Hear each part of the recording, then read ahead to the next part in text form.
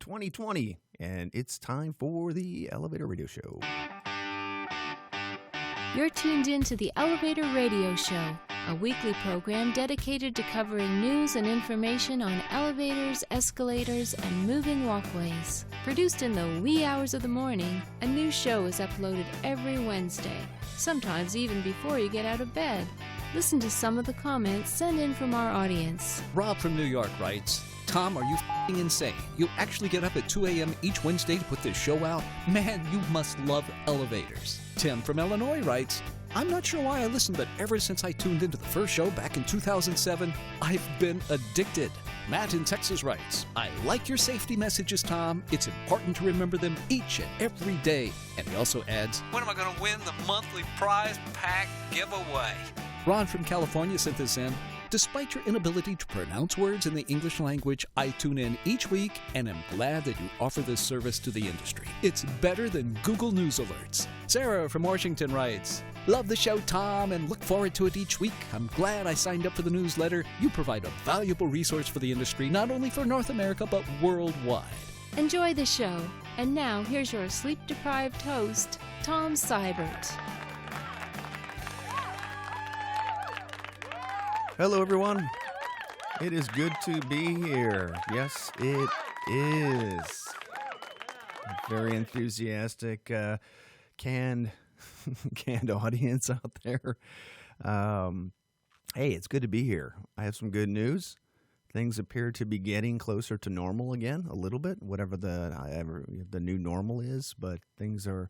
I'm seeing kids at the park. They're practicing baseball. I see softball practice happening. Whether or not they'll actually play games or not is a whole other story. But it's nice to see some of that returning to what I would consider normal life. And that's a good thing in my book for mental health, for everything, and for our, I guess, just in how we think about how safe we really are, which, from this virus, which none of us truly know, at the end of the day. So that's good news. Also, it's nice to see that my friend down at the gas station is no longer parking his huge truck in front of his entrance to prevent looters from taking what they feel they are entitled to. And that's a good sign. So between the two of those, I like that, like both of those things that I've seen out there. Still some issues, obviously, with numbers and whatever and all that stuff, depending on where you're living. But the reality is that we are starting that trend onward and upward, and in terms of where life is going to, or what life is going to look like in the future. Our industry is definitely one that's going to be hit by this. It already has, as most buildings are going to be affected, obviously, by rent, by workers not coming back to work, more home workers, et cetera, et cetera, et cetera. And so that is just the reality we live in today. And today's show really is a split between talking about elevators and COVID-19 and then also talking about two accidents that occurred. And as I wrote in my blog post, the reality is that if anything good came out of the shutdowns, I know that many mechanics were working at full-time, full hours. Their equipment just wasn't being worked on, wasn't being used.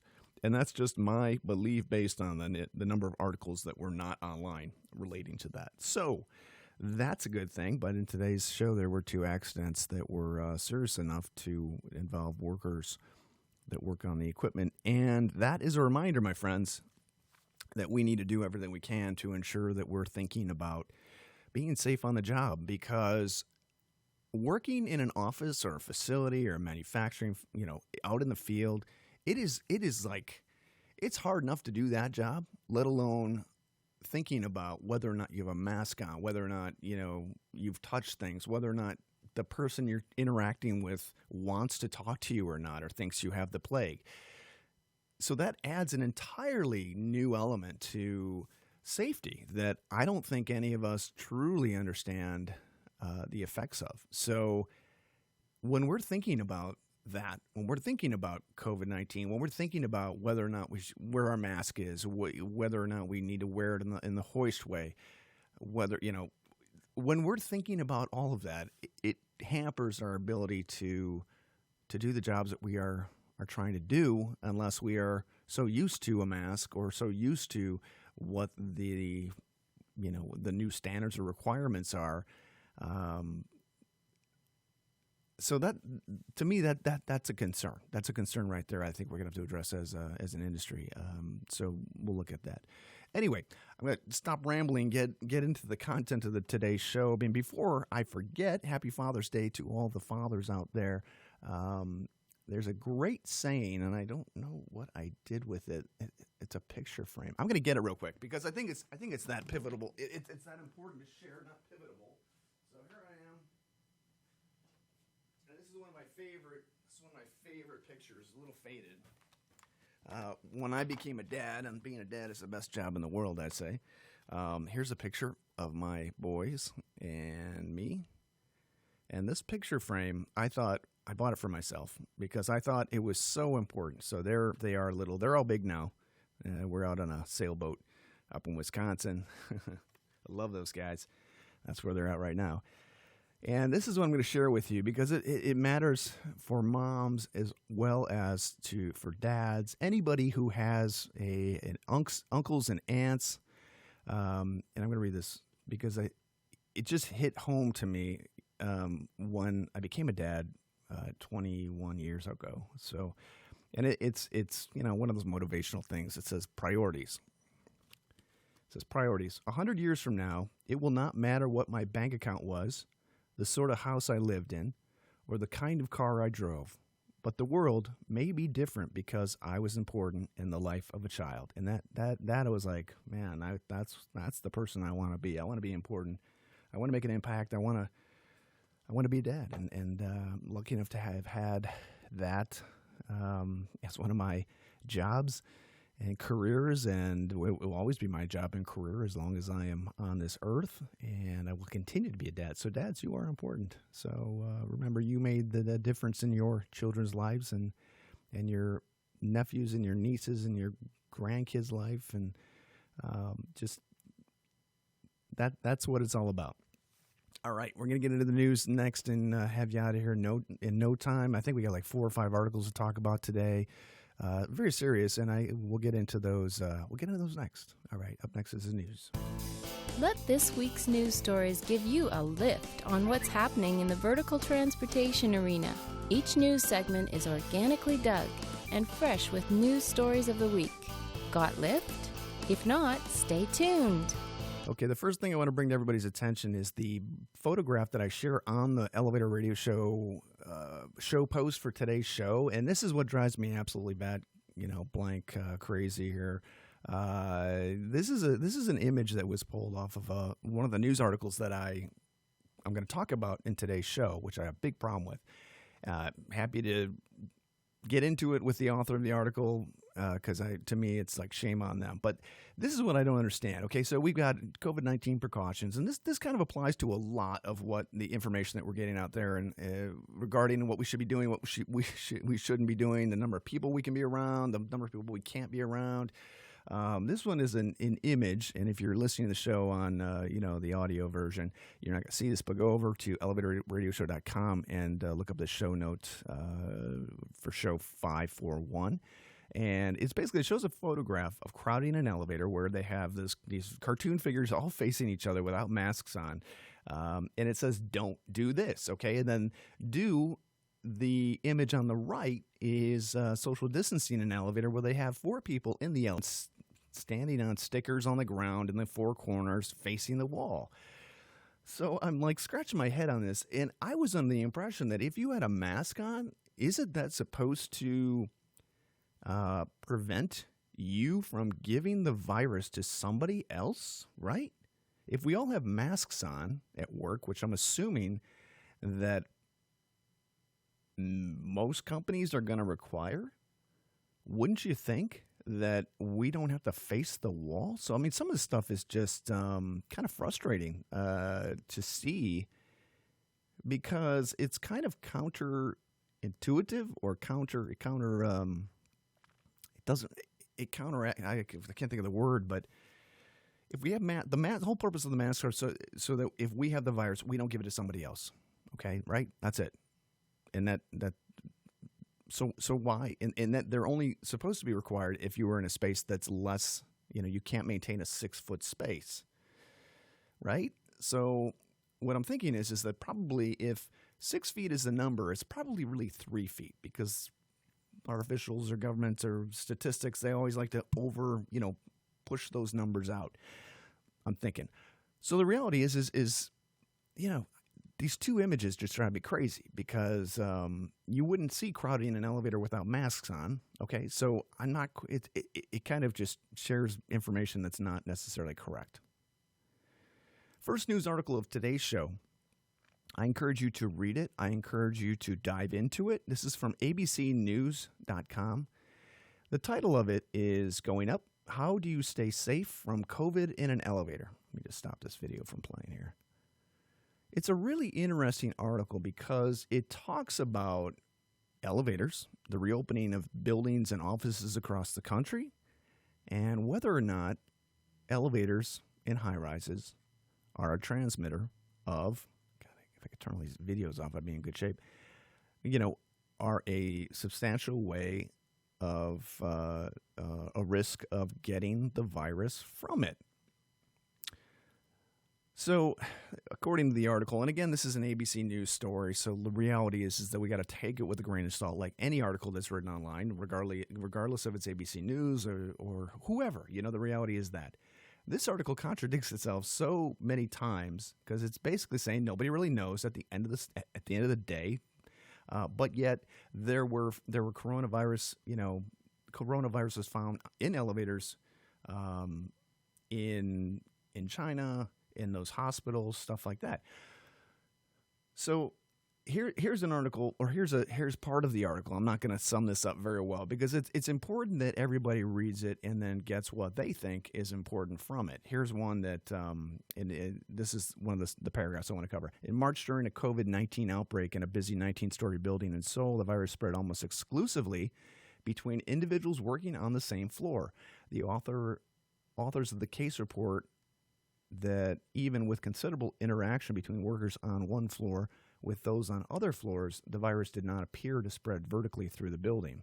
This argues that elevators are not a hot spot for transmission, said Dr. Todd Ellerin, Director of Infectious Diseases at South Shore Health in Weymouth, Massachusetts. Despite the low risk, experts say you should still take the necessary steps to protect yourself from exposure. Risks from the coronavirus from riding on the elevator are low. However, continue to take precautions while riding on an elevator. Always wear mask, facial covering, agreed Dr. Simon Wilds, infectious disease specialist at the South Shore Health. This is our biggest risk reducer. The shortest time people spend on elevators together will mitigate against large amounts of transmission. So what you're going to see is all these little pads and stickers on the floor that say, here, stand here, stand here, stand here, because none of us know how to, basically stand in an elevator or try to keep away from people. We need a sticker to do that. Reminders of, wearing masks is also important. Glenn Duncan has come up with some stickers that do that, and you can contact him at Part Specialist if you are interested in getting some of those stickers. It's pretty slick.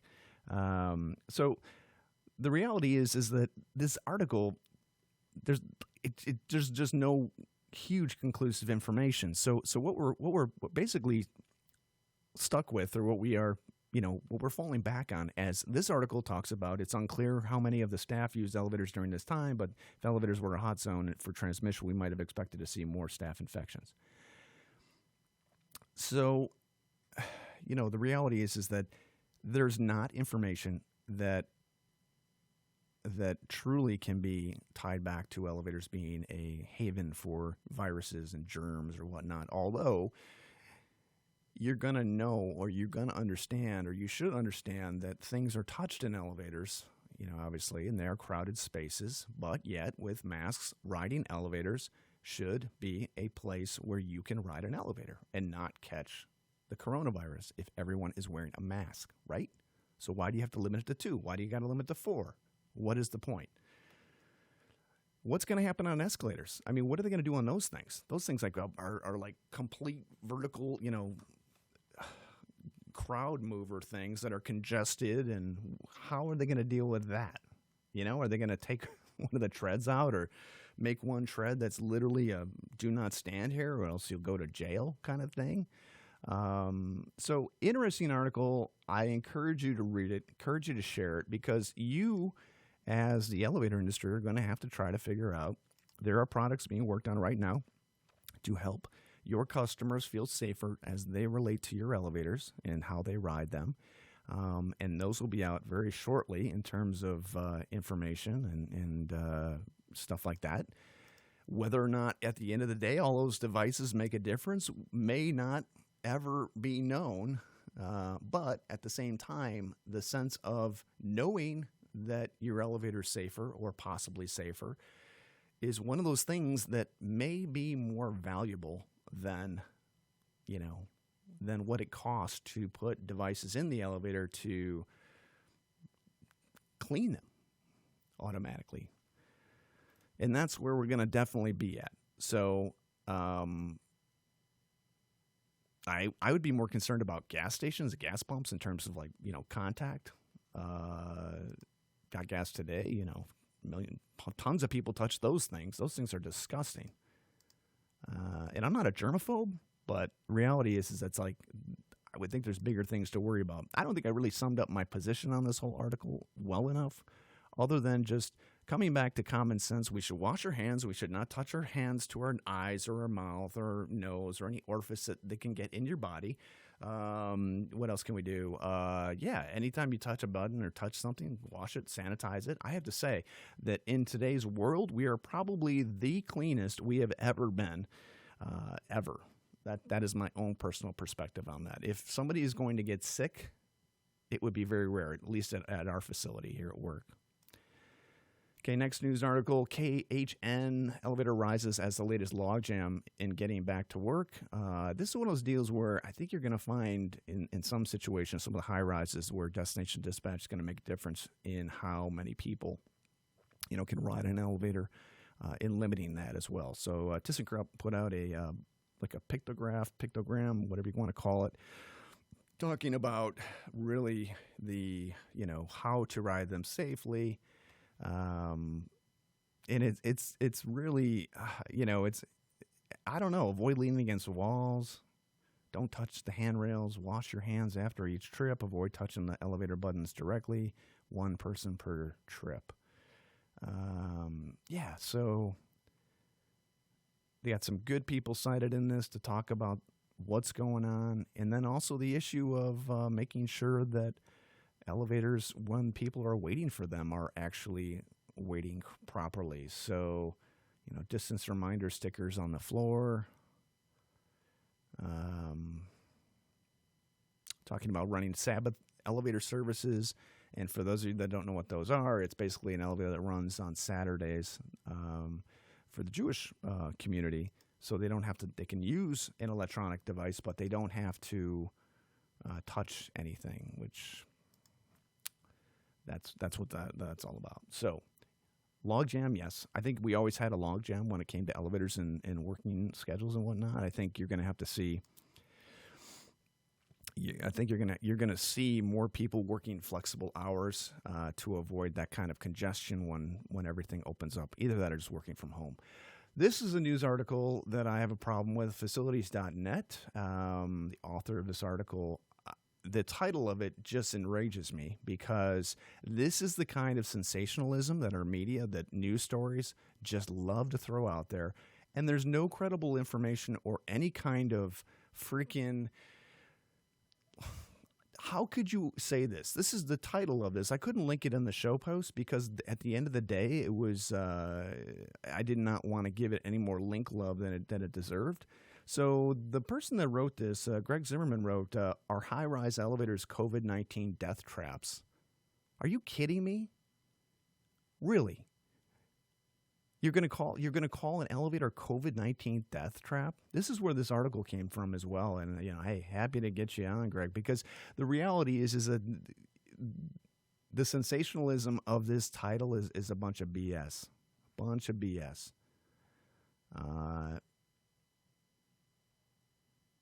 It's just irresponsible, I think. So not a whole lot of information, blah, blah, blah. Why don't you talk about toilet, seats and other stuff like that while you're at it? So, yeah. The more we do stuff like this, we share articles, we write articles that have a title like this, the more people are going to just not freak out. It's just unacceptable in my opinion. So terrible. Bunch of BS. I'm telling you. Okay, next news article, 3 workers hurt when platform inside elevator shaft gives way in Brooklyn, New York. Apparently this is on a construction site. I don't know the details of it. It looks like the 3 mechanics were standing on the working platform inside of the elevator shaft at the 4th floor when the platform gave way and workers fell out to the bottom of the elevator pit. Terrifying. They were taken to the hospital. It sounds like they're going to be okay, but they're going to obviously investigate and have OSHA out there as well to check out what's going on. Again, dangerous industry, and we have to make sure that we're doing everything we can to be safe. Not from COVID-19. Well, we can be safe from COVID-19, but at the end of the day, let's make sure we're safe from the job site. That's important. And the last news article was another accident, CapeCod.com. I do not know. When that the way that news is reported is like definitely on the slide when you read, and I don't mean slide like not right or whatever, but just proofread your freaking articles. The title of this is man injured after falling down elevator not shaft, at Falmouth construction site. So this was in Falmouth, and it doesn't even really make sense. It happened around 11:30 a.m. Tuesday at a construction site at a former campground at 836 Palmer Avenue. Rescuers used a Stokes basket to extricate him. Anyway, the investigation is under OSHA's review right now. So, but I'm like, campgrounds have elevators? Just didn't know. Anyway, but yeah, can somebody correct this? Because when I see this, I know that my grammar and that my, the way I speak the English language is not always that great. I understand that, but I accept it. I know I can't pronounce words, and I can't write them half the time. That's on me. It is what it is. But I do my best. I do try to proofread stuff and make things sound like they're not coming from a 5th grader. So anyway, well, that's going to do it for the show today, everybody. I do want to thank you for tuning in. It's been my honor, my pleasure to bring the show to you once again, and we will be back next Wednesday. So have a great rest of the week. Be safe, and look out for your neighbors and your family, and make sure they're not in isolation craziness, because that is a issue amongst itself. So you take care. We'll talk to you next Wednesday, and happy Father's Day.